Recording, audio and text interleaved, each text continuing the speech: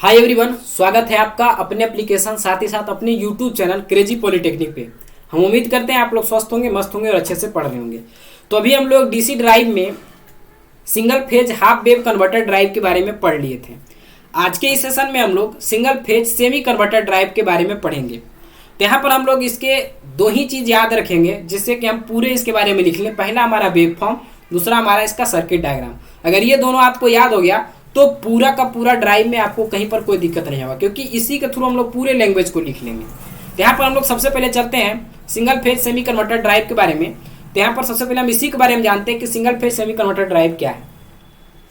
तो single phase semi converter drive जो है वो जनरली यूज किया जाता है सेपरेटली एक्साइटेड डीसी मोटर के स्पीड को कंट्रोल करने के लिए। यहाँ पर आप देख रहे होंगे कन्वर्टर आप लोग पावर इलेक्ट्रॉनिक्स में भी पढ़े थे, वही कन्वर्टर यहाँ पर भी यूज हो रहा है। तो कन्वर्टर का काम क्या था? एसी को डीसी में कन्वर्ट करना। क्योंकि यहाँ पर हम लोग डीसी मोटर को कंट्रोल कर रहे हैं तो सबसे पहली बात आपको उसको डीसी सप्लाई देना होगा, और हमारे पास एसी सप्लाई है।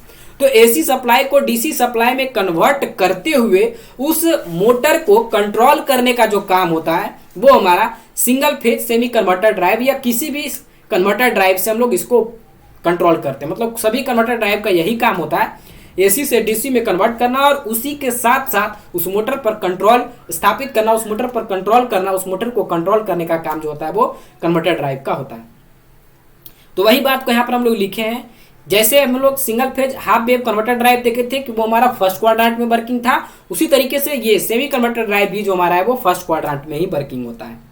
तो यही बात को हम यहाँ पर लिखेंगे, कंप्लीटली जो बोले वहां पर लिखेंगे। पहले इतना देखते हैं क्या है कि single phase semi converter drive is used to control the speed of separately excited DC motor.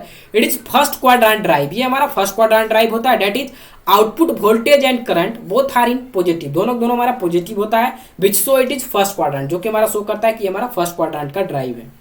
It only shows motoring operation, क्योंकि ये फर्स्ट क्वाड्रेंट का और पॉजिटिव में कंप्लीटली है तो ये हमारा शो करता है मोटरिंग ऑपरेशन को। अब इसका बात आ गया कंस्ट्रक्शन का। तो कंस्ट्रक्शन को हम लोग यहाँ पर से देखते हैं कि कंस्ट्रक्शन में क्या है। तो कंस्ट्रक्शन में देखिए हमारा क्या क्या है। T1 कंस्ट्रक्शन में आप क्या देख रहे हैं कि दो हमारा कंट्रोल स्विच है, थारिस्टर T1 एंड T2। दो हमारा अनकंट्रोल्ड स्विच है, डायोड D1 D2, और एक हमारा फ्री व्हीलिंग डायोड है। और हमारा ये कंप्लीटली लोड है। क्या है ये कंप्लीट लोड है, जो कि हमारा DC separately excited DC motor है, जो कि लोड के फॉर्म में है। यहाँ पर RA LA उसी का सारा है, रेजिस्टेंस इंडक्टेंस जो भी हमारा है उसी का है। और ये हमारा बैक ईएमएफ EB जो है। यहाँ पर ये VF हमारा जो है वो फील्ड वोल्टेज है, और यहाँ पर ये फील्ड करंट है। ठीक है, यहाँ तक कोई दिक्कत नहीं। यही बात को हम यहाँ पर देखिए लिखे हैं। क्या लिखे हैं कि this circuit consist of two control switch. इसमें दो कंट्रोल स्विच है, that is thyristor T1 and T2, जो कि हमारा थारिस्टर T1 T2 है। एंड टू अनकंट्रोल्ड स्विच, दो हमारा अनकंट्रोल्ड स्विच है। वो कौन कौन है? डायोड D1 एंड D2 है, और साथ के साथ एक हमारा फ्री व्हीलिंग डायोड है, जो कि हमारा FD है। This circuit also consist of load resistance RA, यहाँ पर लोड रेजिस्टेंस RA है, और लोड इंडक्टेंस LA है, एंड बैक ईएमएफ EB है। बैक ईएमएफ हमारा EB है। इसको कंप्लीटली एज ए लोड हम देख सकते हैं। पूरा का पूरा हमारा क्या है? तो ये हमारा लोड है, जो कि हमारा क्या है? सेपरेटली एक्साइटेड डीसी मोटर है। तो यहाँ तक तो आपको कोई दिक्कत नहीं हुआ होगा। अब हम लोग चलते हैं नेक्स्ट इसके मोड ऑफ वर्किंग में या मोड ऑफ ऑपरेशन में हम लोग चलते हैं। तो इसका मोड ऑफ ऑपरेशन को हम लोग तीन केस में पढ़ते हैं। पहला केस में हमारा ओमेगा टी का वैल्यू अल्फा से बड़ा और पाई से छोटा होता है, जिस केस में हम लोग थारिस्टर T1 को ट्रिगर करते हैं। दूसरा केस हमारा आता है जब ओमेगा टी का वैल्यू पाई से बड़ा लेकिन पाई प्लस अल्फा से छोटा होता है। इस केस में हमारा थारिस्टर T1 जो होता है वो रिवर्स बाइस में होता है, T2 भी हमारा रिवर्स बाइस में होता है। और इस केस में जो इंडक्टर पहले केस में जो चार्ज हुआ था वो अब ये डिस्चार्ज होता है। ये सब वर्किंग में हम लोग अच्छे से देखेंगे।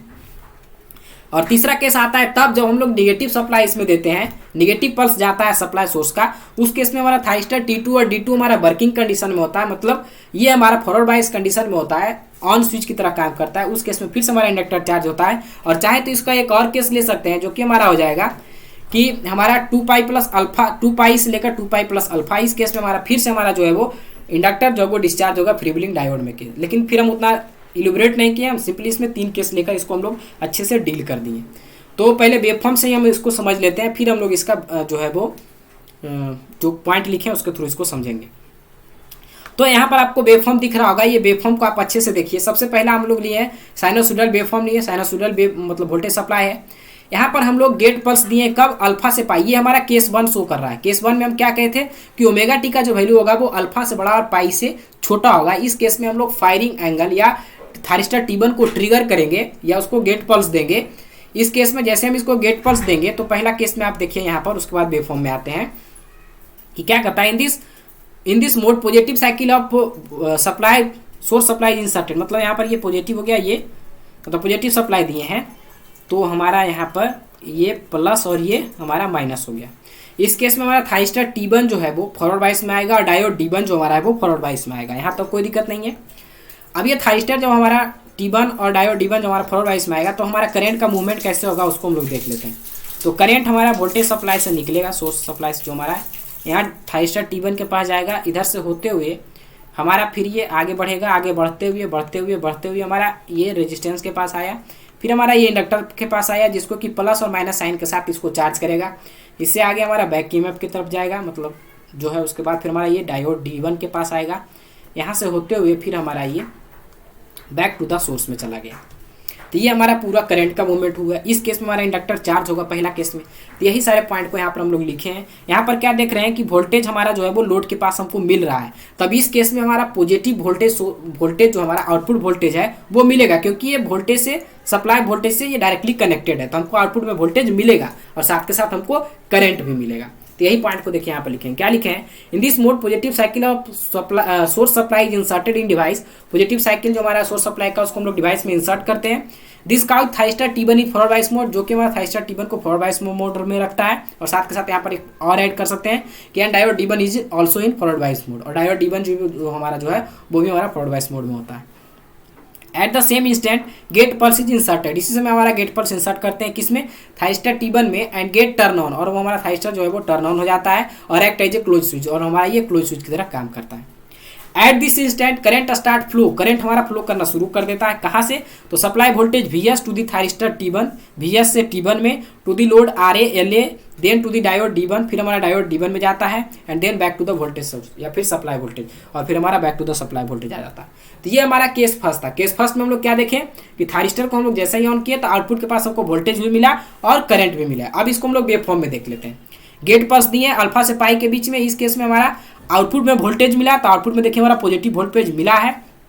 उस केस में हमारा इंडक्टर चार्ज हुआ है, तो यहाँ पर देखिए इंडक्टर करंट है, ये चार्जिंग का हुआ है। उसी के बाद धीरे धीरे हमारा अब जो केस आएगा वहाँ पर हमारा इंडक्टर धीरे धीरे डिस्चार्ज होगा, तो ये हमारा डिस्चार्जिंग को शो करेगा। तो अब हम लोग चलते हैं सेकेंड केस, जो कि हमारा है पाई से पाई प्लस अल्फा, मतलब ओमेगा टी का वैल्यू पाई से बड़ा और पाई प्लस अल्फा से छोटा है। इस केस में आप देख सकते हैं कि in this mode inductor start discharging, इस मोड में हमारा इंडक्टर जो है वो डिस्चार्ज करना शुरू कर देगा। मतलब पहले ये पॉजिटिव और नेगेटिव से चार्ज हो रहा था, अब ये हमारा जो है वो इसका साइन बदलेगा और ये हमारा नेगेटिव और ये हमारा पॉजिटिव हो जाएगा। मतलब अब ये डिस्चार्ज होना शुरू हो जाएगा। करंट का मूवमेंट कुछ इस तरीके से होगा, मतलब इंडक्टर से निकलेगा, फ्री व्हीलिंग डायोड में जाएगा और यहाँ से फिर हमारा जो है वो बैक टू द लोड में चला आएगा, मतलब जो हमारा इंडक्टर है उसी में वापस चला आएगा। इस केस में आप क्या देखें कि हमारा जो सोर्स सप्लाई वोल्टेज था वो हमारा लोड से डिस्कनेक्ट हो गया। मतलब इस केस में हमारा आउटपुट में वोल्टेज तो नहीं मिलेगा, लेकिन इंडक्टर जो चार्ज था उसके कारण यहाँ पर करंट का सप्लाई कंटिन्यू रहेगा, इसलिए हमारा करंट जो दिखता है वहाँ पर वो कंटिन्यू दिखता है, जो कि आप फिगर में भी देखें वेव फॉर्म में। तो क्या कहता है, in this mode inductor start discharging, so current start moving from inductor से मूव करना शुरू करता है, फ्री व्हीलिंग डायोड में जाता है और बैक टू द लोड में फिर वापस चला आता है। In this case supply voltage is disconnected, supply voltage हमारा डिस्कनेक्टेड है, क्योंकि देखिए यहाँ पर ओपन है, कंप्लीट ओपन है फ्रॉम दी सर्किट से। So here we can see that current supply is continue to the load, current supply हमारा लोड में कंटिन्यू होता है। So current always constant and is positive, so हमारा current जो होता है वो हमेशा कांस्टेंट होता है और हमारा ये पॉजिटिव होता है। तो ये हमारा केस 2 हो गया।